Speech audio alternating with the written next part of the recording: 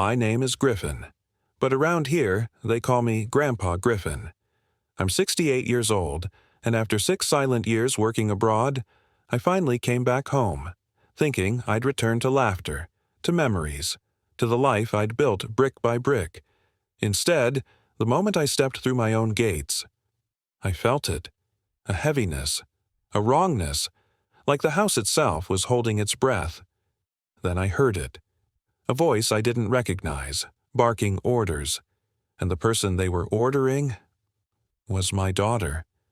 Not dressed as the owner of the mansion I left her, not even as family, but as a maid, carrying plates in trembling hands, in a home she once danced through as a child. When she looked at me, her eyes didn't light up. They darkened, like someone had taught her to fear my name. That was the moment I realized. What happened here wasn't an accident. It was engineered. And the people responsible? They had no idea I was back, or that I wasn't the same man who left. I'm going to tell you everything, piece by piece, how betrayal rotted my home from the inside, and how I began pulling the threads that would make their whole world unravel. But before I continue, tell me in the comments, what would you do if you found your child living like a stranger in your own house? To everyone supporting this community, thank you. If you're new here, hit like, subscribe, and the bell. You're joining a family that doesn't fear the truth. We expose it. Now, let me tell you what I discovered next. The taxi dropped me at the corner because I wanted to walk the last block. Foolish sentimentality, maybe, but after 6 years in Kenya, sleeping in clinics with no air conditioning, treating children with medicines we had to ration, watching the sun rise over landscapes so beautiful they hurt, I wanted to savor the moment of coming home. I built that house 32 years ago. Every brick, every beam. My late wife, Margaret, and I designed it together on napkins at the kitchen table of our tiny apartment.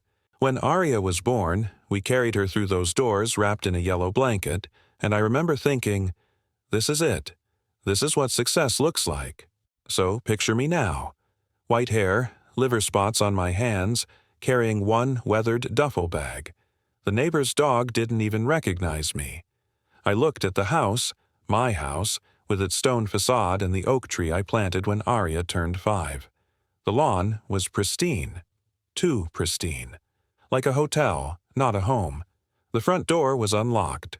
That should have been my first warning.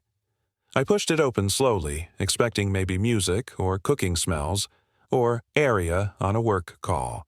She'd taken over managing the medical practice I'd left in her and Beck's hands. My son-in-law. Good man, I'd thought. Harvard-educated. Respected surgeon. I stepped into the foyer. Silence. Then, footsteps. Rapid. On the marble floor I'd imported from Italy. A young woman appeared from the kitchen hallway, mid-20s, thin. Dark hair pulled back so tight it looked painful. She wore a gray dress that reminded me of something from a period film. Plain. Shapeless. Servant's clothes. She was carrying a mop bucket. In my house. She looked up, startled, and for a split second our eyes met. There was something familiar in her face, the shape of her jaw, the way her left eyebrow arched slightly higher than the right, but she was so different, so diminished, that my brain refused the connection. Then she spoke. Dad? The bucket hit the floor. Water spread across the marble in a dark puddle. My knees almost gave out. Aria? She looked over her shoulder, panicked, like a prisoner who'd just heard the guard's footsteps. You can't be here, she whispered. Please, you have to. Zoe! The voice came from upstairs, female, sharp, authoritative. Where is my coffee, and why do I hear voices? Aria's face drained of color. She bent down, started frantically mopping up the spilled water with her bare hands, and when I moved to help her, she flinched. My own daughter flinched away from me. Who is Zoe? I asked quietly. Before she could answer, heels clicked on the staircase. A woman descended. 30-something, blonde, wearing a silk robe that cost more than most people's monthly rent. Around her neck, A pearl necklace. Margaret's pearl necklace. The one I bought for our 20th anniversary. She stopped halfway down the stairs when she saw me. "Who are you?" she demanded. I stared at her, at the necklace, at my daughter on her knees with a rag in her hands. "I'm Griffin," I said slowly. "I live here." Her expression shifted. Surprise. Then something else. Calculation. "Oh my God." She pressed a hand to her chest. "Griffin. Beck, your father-in-law is here." More footsteps. Heavier. A man appeared at the top of the stairs. "Beck." My son-in-law looked exactly as I remembered. Tall, handsome, that easy smile that made patients trust him instantly. He was wearing expensive loungewear, the kind of thing you see in advertisements for luxury resorts. "Griffin." He rushed down the stairs, arms open. "My God, we had no idea you were coming. Why didn't you call? We would have picked you up from the airport." He pulled me into a hug.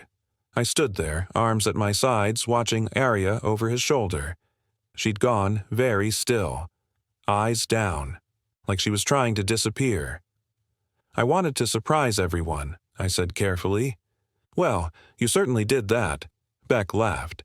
He smelled like expensive cologne. "Zoe, this is Griffin, Arya's father. Griffin, this is my sister Zoe. She's been staying with us." Sister. That explained nothing about the necklace, or my daughter on the floor. "I see Arya's cleaning." I let the question hang. Beck's smile didn't falter. "Oh, yeah, it's part of her therapy, actually. Structure, routine. Her doctor recommended it." "Her doctor? Let me get you settled and we'll explain everything." Beck put his arm around my shoulders, steering me toward the living room. "You must be exhausted from the flight. Zoe, could you make some coffee? Arya, finish up here, and then you can take Griffin's bag upstairs." I looked back at my daughter. She was already moving, mechanical, obedient, and that's when I knew. Whatever happened here while I was gone, it wasn't therapy. It was something much, much worse.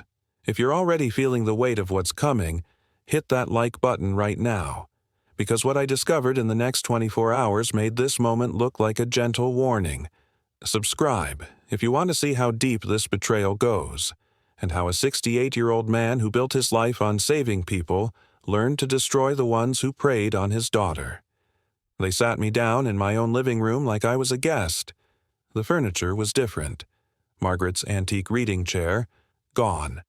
The family photos on the mantel, replaced with abstract art that probably cost thousands and meant nothing.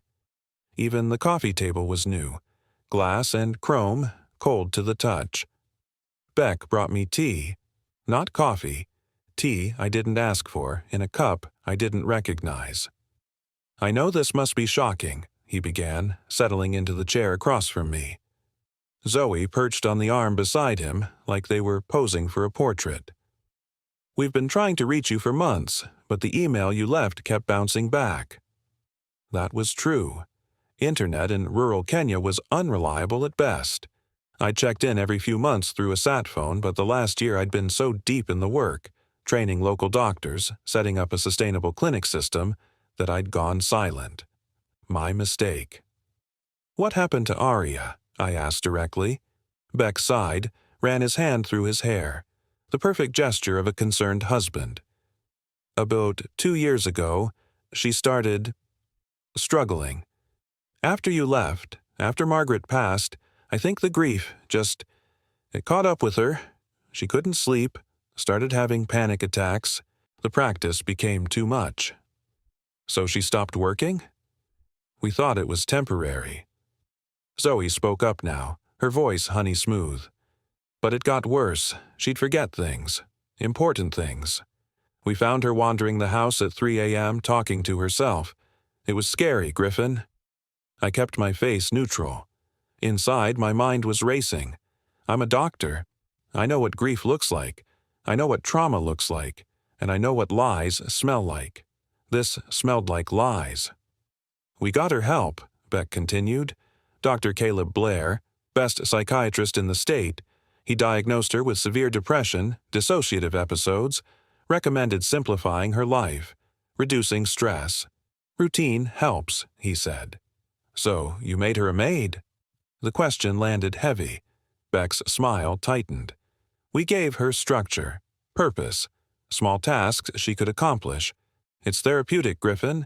Dr. Blair was very clear. She needs to earn back her independence gradually. And the house? I looked around. Everything's different. We had to refinance, Zoe said smoothly. Medical bills. Arya's therapy isn't cheap. Plus, upkeep on a property this size. It adds up. What about the medical practice? The partnership I left? Beck shifted, just slightly, but I caught it.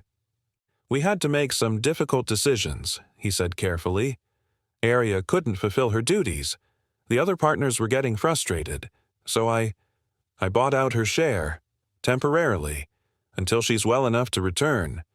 You bought out her share. With the intention of giving it back, Beck added quickly. It's all documented.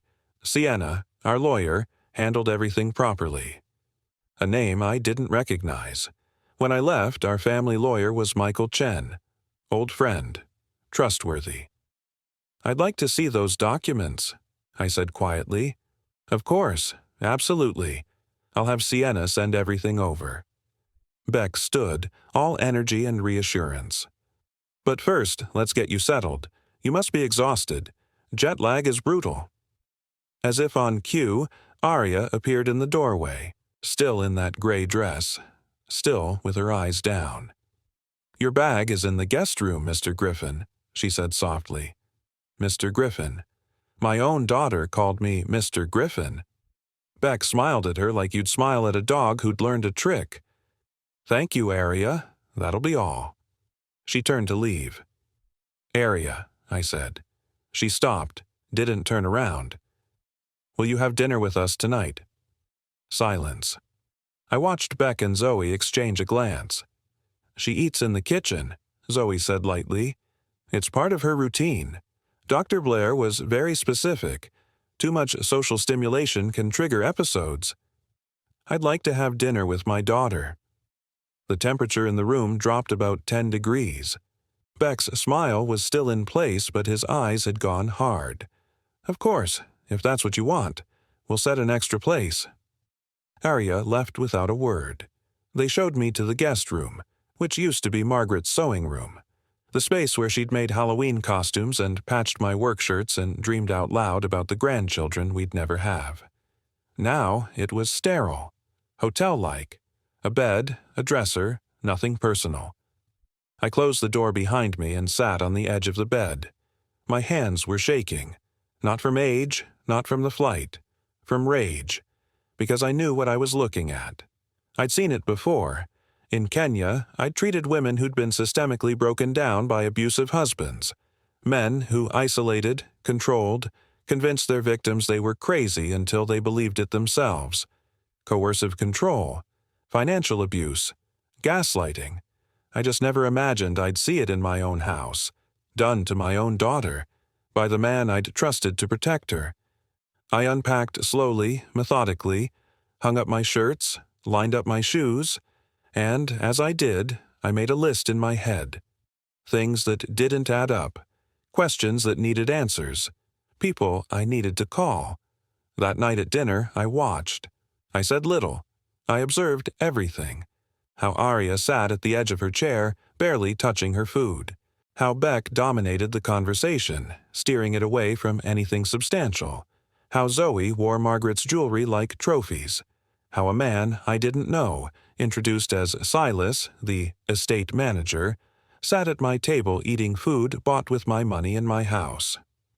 After dinner, as I headed upstairs, I passed by what used to be Arya's room. The door was closed. I tested the handle. Locked. From the outside. I stood there in the dark hallway, staring at that lock, and something crystallized inside me. I'd spent 6 years saving lives, building clinics, fighting bureaucracy and corruption and systems designed to keep people powerless. I'd learned a few things about fighting monsters, and Beck had just made the biggest mistake of his life. He thought I came home to rest, but I came home to finish something. Drop a comment right now and tell me, have you ever had that moment where you realized someone you trusted was a wolf in disguise? Hit subscribe, because in the next chapter, I'm going to show you what happened when I picked the lock on my daughter's door at 2 a.m. And what she told me changed everything. Don't miss it. I waited until 2:47 a.m. The house had gone quiet an hour before. I'd heard Beck and Zoe's voices murmur down the hall, then silence. Silas had left around midnight. I'd watched from my window as his Porsche rolled down the driveway. A Porsche. For an estate manager. I kept my shoes off, moved through the darkness like I used to move through hospital corridors during night rounds. Silent, purposeful, invisible. The lock on Aria's door was cheap. Hardware store quality. The kind you use on a shed, not a bedroom. I had a small tension wrench in my pocket, something I'd carried in Kenya for fixing medical equipment. 30 seconds, and the lock clicked open. I slipped inside. The room was tiny. Not her real bedroom. That was down the hall, probably occupied by Zoe now. This was a converted storage space. No windows, a single bed, a lamp, nothing else, like a cell dressed up as a room. Aria was sitting on the floor, back against the wall, awake. She didn't scream, didn't even seem surprised. "I heard you at the door," she whispered. "You were never quiet, Dad. You'd wake me up every time you checked on me as a kid." I sat down across from her, cross-legged on the floor, like we used to sit when she was little and scared of thunderstorms. "Tell me everything," I said. Her eyes filled with tears, but she didn't cry, like she'd forgotten how. "When did it start?" I asked gently. 3 months after you left." Her voice was flat, practiced, like she'd told herself this story so many times it had lost all emotion. "Beck said we needed to consolidate finances. For tax purposes. He had me sign a power of attorney, said it was temporary, standard procedure. You trusted him." "I loved him," she corrected me. Past tense. "Mom had just died. You were gone. He was all I had left. So, yes, I signed." I wanted to punch through the wall. Instead, I stayed very still. At first, nothing changed. Then, little things. My credit card stopped working. He said it was a bank error. My name disappeared from the practice letterhead. He said it was a printing mistake. Then one day, I went to the bank to deposit a check, and they told me the account was closed. "When?" 18 months after you left. I confronted him. He said he'd been protecting me, that I'd been unstable, that I'd made poor decisions he'd had to correct. He showed me papers I didn't remember signing, transfers, documents with my signature. Forged? I don't know. Maybe I signed them. He'd come home with stacks of paperwork and I'd sign while cooking dinner or answering emails. I didn't read everything. I trusted him. She pulled her knees to her chest. In that moment, she looked 12 years old again. Then Zoe moved in. "Temporarily," he said, to help out. But she never left. She started, taking over, wearing Mom's jewelry, rearranging furniture, redecorating. And whenever I objected, Beck would say I was being irrational, that my grief was making me difficult. "When did they lock your door?" "After I tried to leave." Her voice cracked. 2 years ago. I packed a bag, made it to the police station, told them I needed help. What happened? Beck showed up with Dr. Blair, with legal documents declaring me mentally incompetent, power of attorney, psychiatric evaluations I never participated in. The police, they believed him. He's Dr. Beck Morrison, Harvard surgeon, respected, and I was the unstable wife having a breakdown. My hands clenched into fists. They brought me home. And Beck, she swallowed hard. He wasn't angry. That's what scared me most. He was calm. He sat me down and explained my new reality. I had no money, no legal rights, no documentation. If I tried to leave again, he'd have me institutionalized. No one would believe me. The system was on his side. So you stopped fighting? I survived. She met my eyes for the first time. I did what they told me. Cleaned, cooked, disappeared, because survival was all I had left. And Silas, Beck's half-brother, different last names. Beck kept his mother's name, Silas kept their father's. They planned this together. Silas provided the legal framework. Zoe played the concerned helper. And Beck, her voice turned to ice.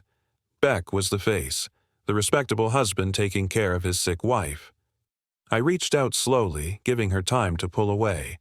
She didn't. I took her hand. How much did they take? Everything. The inheritance Mom left me, $847,000. The house equity, they refinanced twice. Your practice buyout, $600,000. All of it, gone. Transferred to accounts I can't access. And legally, it's all documented. I signed the papers, Dad. Even if I don't remember signing them, my name is there. Arya, listen to me very carefully. I squeezed her hand. I spent 6 years in a country where corrupt officials steal aid money meant for dying children, where NGOs rob the vulnerable and call it charity, where the system protects predators because predators run the system. Dad, I learned how to fight them, not with violence, not with rage, with patience, strategy, documentation. I learned that monsters only win when you play by their rules. They have lawyers, documents. A judge already declared me incompetent. They have a house of cards built on fraud. I pulled out my phone, and I've been taking pictures, bank records, emails. I even recorded my conversation with Beck today. Everything he said about buying out your practice share. I'm going to dismantle this piece by piece. How? First, I need you to do something very hard. Can you keep playing their game? 1 more week, 7 days. Why? Because if we move too fast, they'll destroy evidence, flee, hide assets. But if they think I'm just a confused old man who believes their story, they'll get comfortable, sloppy, and that's when I'll have everything I need. She studied my face. You've changed. Kenya changes you. Watching children die from preventable diseases because someone stole the medicine money, it teaches you that some people don't deserve mercy. They deserve consequences. What if it doesn't work? It will work, but I need to know. Do you want justice, or do you want revenge? She thought about that for a long moment. I want them to feel what they made me feel, she whispered. Powerless, trapped, afraid. Then trust me, 7 days. Can you do that? I've done 4 years. 7 days is nothing. I kissed her forehead like I used to when she was small. Then I slipped back out of her room, locked the door from the outside, and disappeared into the darkness of my own house. Beck thought he'd won, but he'd just given me every reason to destroy him. Day 1, I played the tired traveler. I slept late, wandered the house confused, asked Beck to explain things twice, 3 times, let him think jet lag had scrambled my brain. Griffin, you seem a bit off, Zoe said at breakfast, her concern dripping with fake honey. Maybe you should rest a few more days before we go through all the estate details. You're probably right, I said, fumbling with my coffee cup. I can barely remember what day it is. I watched her smile, watched her relax. Perfect. Because while they saw a confused old man, I was cataloging everything. The way Silas showed up every afternoon and disappeared into Beck's study for hours. The way Zoe wore a different piece of Margaret's jewelry every day, testing me, seeing if I'd notice or care. The way they talked about money freely now, thinking I wasn't paying attention. The final appraisal came in at $1.2 million. I heard Beck tell Silas through the study door. Once we sell, that's $400K each after we settle the debts. My house. They were planning to sell my house. Day 2, I went to the bank. I'd opened the account 40 years ago with Margaret. Back then, you needed both signatures for major transactions. I wondered if that protection still existed, or if Beck had erased that too. The bank manager, a young woman named Claire, looked nervous when I introduced myself. Mr. Morrison, she said carefully. We weren't expecting you. Your son-in-law handles the accounts now. I'd like to see the transaction history, for all accounts with my name on them." She hesitated. "Sir, according to our records, you're not an authorized party anymore. The power of attorney—" "Show me." She pulled up the documents. There was my name, transferring all authority to Beck Morrison. The signature looked like mine. The date was 4 years ago. "I never signed this," I said quietly. Claire's face went pale. "Sir, if you're alleging fraud—" "I'm not alleging anything yet, but I'd like copies of everything. Every transfer, every signature, every document with my name on it. I'll need to verify your identity, and I should tell you, questioning these documents will trigger an investigation. It could freeze all accounts." "Good. Print everything." It took 2 hours. When I left, I had a manila folder 3 inches thick, every transaction Beck had made with my stolen authority, every dollar he'd moved, every account he'd opened, $847,000 from Aria's inheritance accounts to an account in Beck and Zoe's names, $320,000 in home equity extracted through refinancing, $600,000 from the practice buyout, deposited and immediately transferred to offshore accounts, nearly $2 million. Gone. Day 3, I found a lawyer, not the one Beck used. I called Michael Chen, our old family lawyer. He'd retired, but he gave me a name, Sienna Lawson, 52, sharp, specialized in elder abuse and financial exploitation. "Most people don't catch this until it's too late," she said, reviewing my documents. "Your son-in-law is sophisticated. Everything looks legal on paper, but coercing someone to sign documents through psychological manipulation, that's fraud. It voids everything." "Can you prove coercion?" "That's the hard part. It's your daughter's word against his, and he has a psychiatric evaluation declaring her mentally incompetent." "What if I can prove the psychiatric evaluation is fabricated?" Sienna leaned forward. "Can you?" "Give me 3 more days." Day 4, I went to a medical conference downtown. I'd seen the flyer on Beck's desk, Regional Psychiatric Symposium. Dr. Caleb Blair was giving a talk on diagnosing dissociative disorders in high-functioning patients. I sat in the back row, watched him present. He was good, confident, well-spoken, credible. During the break, I approached him at the coffee station. "Dr. Blair, Griffin Morrison, Beck's father-in-law." His hand froze halfway to his coffee cup. "Oh, Mr. Morrison, Beck mentioned you were back. I wanted to thank you for helping Aria. It must have been challenging, treating someone so resistant to care." Yes, very challenging." He wasn't meeting my eyes. "How many sessions did you have with her before the diagnosis? Must have been extensive for such a serious evaluation." Standard protocol, multiple sessions. "And the testing, MMPI? Clinical interviews?" He was sweating now. "Mr. Morrison, I'm not sure I should discuss this without Beck present." "Of course, doctor-patient confidentiality. I understand." I smiled, friendly, harmless. "I'm a doctor too, you know. 30 years in emergency medicine. I've done my share of psych evaluations. Tricky business. Easy to get wrong if you're rushing, or if someone's pressuring you for a specific outcome." His face went white. "Beck paid you, didn't he?" I said softly. "Paid you to write a diagnosis without ever really treating her." "I need to go." I pulled out my phone. "This conversation is being recorded. Legal in this state.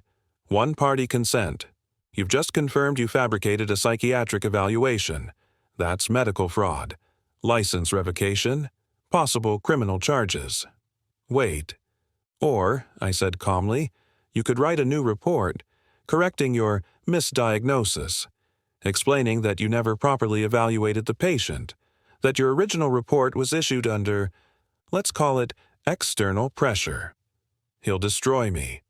Beck is going to have much bigger problems than you, But if you help me, I'll make sure your name stays out of the criminal case. You'll lose your license quietly, retire early, avoid prison." He stared at me for a long moment. "I'll send you the corrected report by tomorrow," he whispered. Day 5, I hacked Beck's laptop. Arya had given me his password during our midnight conversation. He'd never changed it, arrogant enough to think no one would dare. I waited until he went to the hospital for surgery. Zoe was at a spa appointment. Silas was gone. The house was empty except for Arya, locked in her room as always. I opened Beck's computer in his study, and I found everything. Emails between Beck, Zoe, and Silas going back 5 years. Before Margaret died. Before I left. Beck to Silas. "The old man's talking about Kenya again. If he goes, we move. The wife's inheritance plus the house equity, we're looking at close to $2 million. Arya's weak. She'll sign whatever I put in front of her."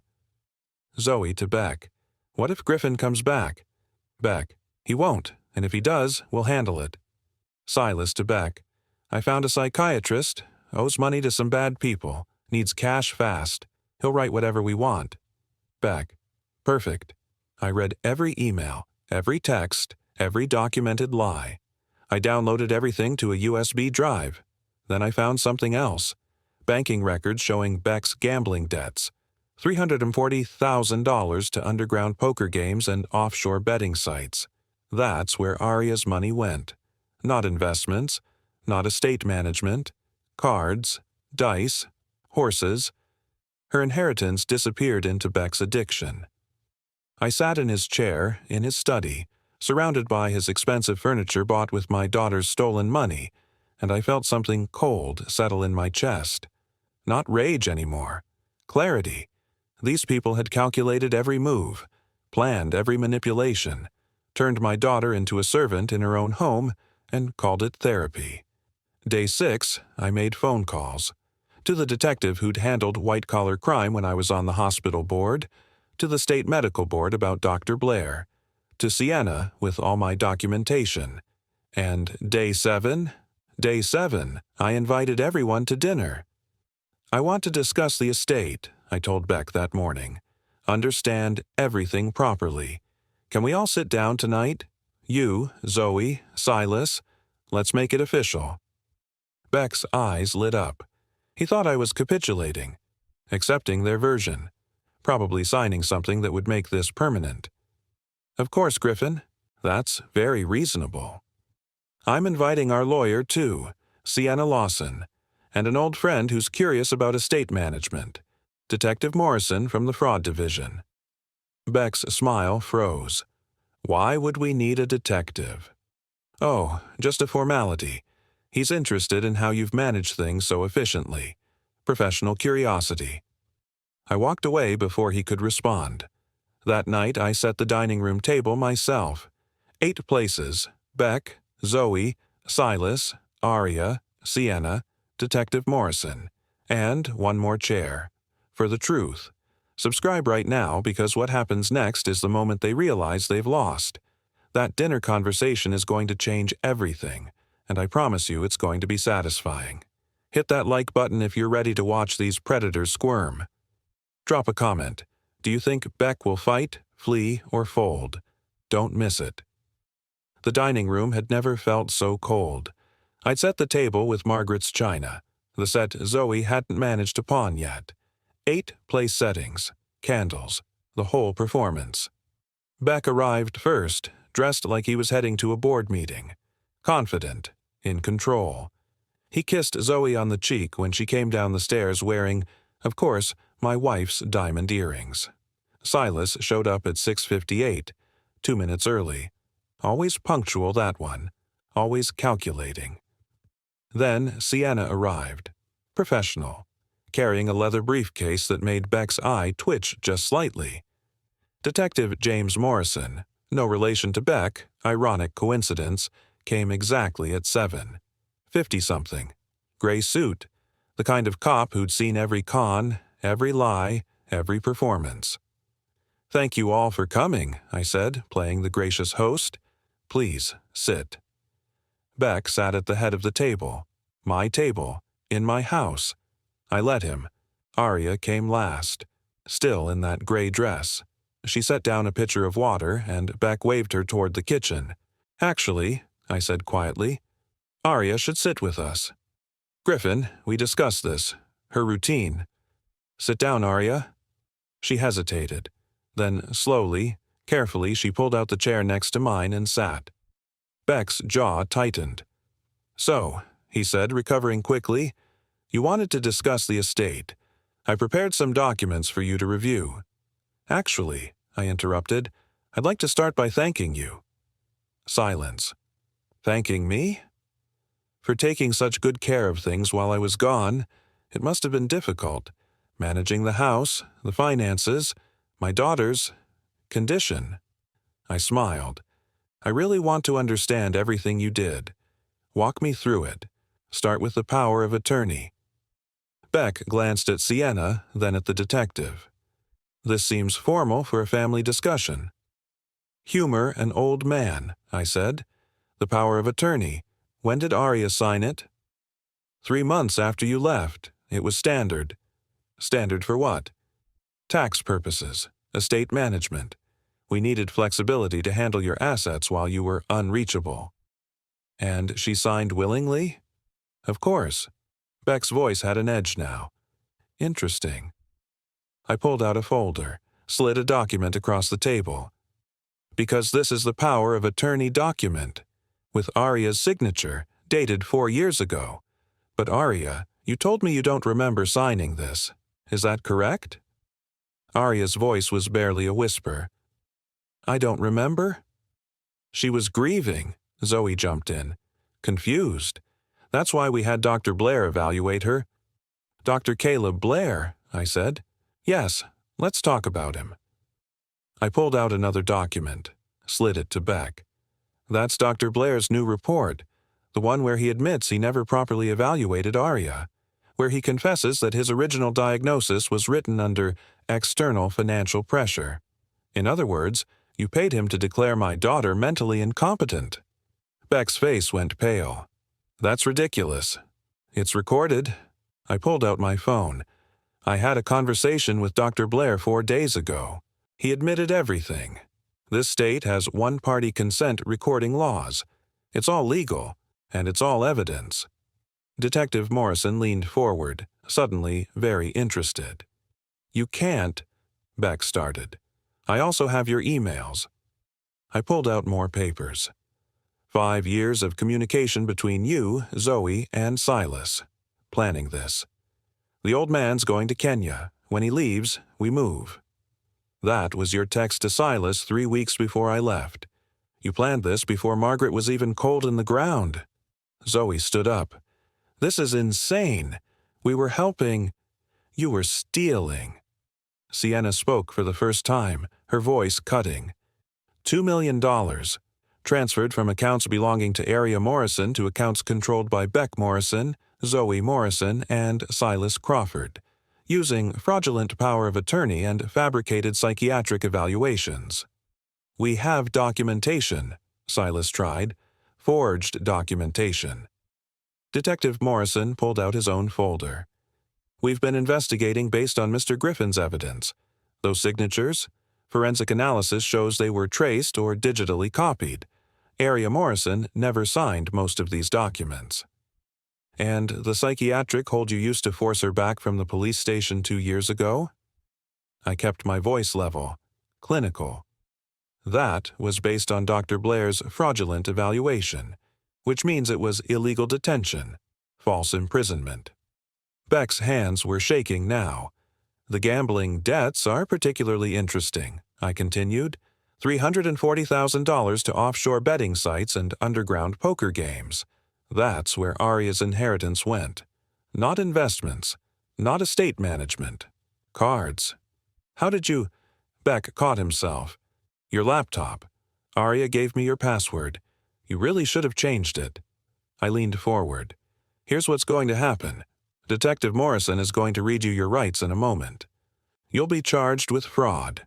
Elder abuse statutes applied to financial exploitation, forgery, and conspiracy. You're looking at 5 to 7 years. each. You can't prove. I can prove everything. I spread the documents across the table. Bank records, emails, Dr. Blair's confession, forensic signature analysis, Arya's testimony, and one more thing. I pulled out the final document. This is a recording from the necklace Zoe's wearing. My wife's necklace. I had it fitted with a listening device before I came home. Just a precaution. And guess what it recorded 3 days ago? You, Beck, and Silas discussing how to handle Griffin if he became a problem. You used the phrase permanent solution. That's conspiracy to commit assault. Maybe worse.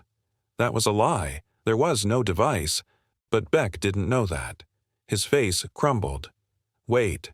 His voice cracked. Wait. We can fix this. I'll return everything. Every dollar. We'll sign whatever. Now you want to negotiate? Arya spoke, and everyone turned. Her voice was stronger than I'd heard in days. When you had me scrubbing floors in my own house, you didn't want to negotiate. When you locked my door from the outside, you didn't want to negotiate. When you threatened to institutionalize me, you didn't want to negotiate. Arya, please. I'm pressing charges. She looked at Detective Morrison. All of them. Actually, I said quietly, there's another option. Everyone looked at me. You have 2 choices. Option 1. Detective Morrison arrests you tonight. You face trial. You go to prison. Your names are destroyed. Every newspaper in the state covers the story. Harvard surgeon robs disabled wife. You become infamous. Or, Silas asked. Option 2. You sign documents returning every dollar. The house title goes back to Arya. You leave the state within 72 hours. You never contact Arya again. Restraining orders, permanent, and you accept a civil judgment that follows you forever. If you ever try to practice medicine, law, or financial management again, this comes back. That's not justice, Zoe whispered. No, I agreed. It's mercy, which is more than you deserve. And if we choose option 2, Beck asked carefully, the criminal charges? Sealed, expunged after compliance. You walk away broke, humiliated, and blacklisted, but not imprisoned. Sienna handed them papers. You have 1 hour to decide, sign, or the detective makes arrests. They huddled, whispered. Zoe cried. Silas argued. Beck stared at the papers like they were a death sentence. 43 minutes later, they signed. Every page, every transfer, every renunciation. Detective Morrison witnessed. Sienna notarized. And just like that, it was over. You have 72 hours, I said as they stood to leave. If you're still in this state after that, option 2 becomes void. Understood? Beck nodded. Broken. Small. Nothing like the man who'd opened the door to me 8 days ago. As they walked out, I called after Beck one more time. One more thing. Those gambling debts you owe, the offshore people you borrowed from, I paid them off. He turned, confused. Why? Because I told them exactly where you're going, and that you're no longer under my protection. Consider it a life lesson about consequences. He went even paler, then stumbled out the door. Arya sat very still, staring at the empty chairs. It's over, she whispered. It's over. She started crying. Not sad tears, not relief tears. Something deeper, like a dam breaking after years of pressure. I held my daughter while she shook. They're gone, I told her, and they're never coming back. 3 months after that dinner, I got a letter. It came through Sienna's office. Part of the restraining order was no direct contact. She called me, asked if I wanted to see it. It's from Zoe, she said carefully. I almost said no. Then something stopped me. Read it to me. Sienna's voice was quiet over the phone. Mr. Griffin, I know I have no right to write this, no right to ask anything from you or Arya, but I need you to know the truth, even if it changes nothing. I was scared. That's not an excuse. It's just the truth. Beck and Silas were half-brothers. I didn't know about their plan until I was already involved. By the time I understood what they were doing, they told me I was complicit, that if I backed out, they'd frame me for everything. Silas threatened me, beat me once when I said I wanted to leave. I convinced myself I was surviving, that I had no choice. But I did have a choice. Every day I stayed. Every time I wore your wife's jewelry. Every time I watched Aria scrub floors and said nothing. I saw myself in her eyes, Mr. Griffin, the person I'd become, and I hated it. I'm working at a diner now, minimum wage. I go to therapy twice a week. I'm trying to understand how I became someone who could do what I did. I don't expect forgiveness. I don't deserve it. I just needed you to know. I saw what I was, and I'll never forgive myself. Sienna stopped reading. "What do you want me to do with this?" she asked. I thought about it for a long time. "File it," I said finally, "but don't show Aria unless she asks." "You believe her?" "I believe people are complicated. I believe fear makes cowards of us all, and I believe some people drown while others swim. Zoe drowned. That doesn't excuse—" "No," I interrupted. "It doesn't, but it explains. An explanation isn't the same as forgiveness." I hung up and walked to the kitchen. Aria was there, cooking. Real cooking. Not servants' cooking. She was making Margaret's lasagna recipe, and the house smelled like home again.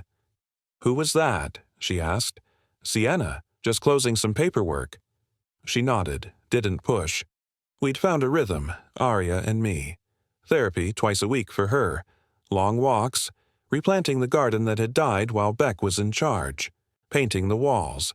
Covering up every trace of their occupation. She was back in school. Law school. She wanted to help people like her. People trapped by systems designed to protect predators. 6 months later, Beck was arrested in Nevada. Tried running the same scheme on an elderly widower. This time, he went to prison. No mercy, no options. Silas fled to Mexico. Last I heard, he was wanted in 4 states. Dr. Blair lost his license. Retired to Florida. Quiet disgrace. 1 year after that dinner, Aria graduated top of her class. Passed the bar exam. Opened a small practice specializing in elder abuse and financial exploitation. The house is different now. Lighter. We removed the locks. Replaced the furniture. Brought back the family photos. Sometimes I catch Aria looking at the floor where I first saw her with that mop bucket, and I know she's remembering. But she's not trapped there anymore. Last week, a young woman came to the door. Mid-20s. Thin. Scared eyes. She was escaping a situation like Aria's. Coercive control. Financial abuse. Nowhere to go. Aria invited her to stay. Guest room. No locks. 3 meals a day and as much time as she needs to heal. I watched my daughter welcome this stranger and I understood. Revenge isn't always about destruction. Sometimes it's about rebuilding what was stolen. Sometimes it's about taking your pain and turning it into purpose. Beck wanted to take everything from my daughter. Instead, he gave her something he'll never understand. The strength to rise from ashes and become unbreakable. I'm 68 years old. I've seen war zones. I've seen disease.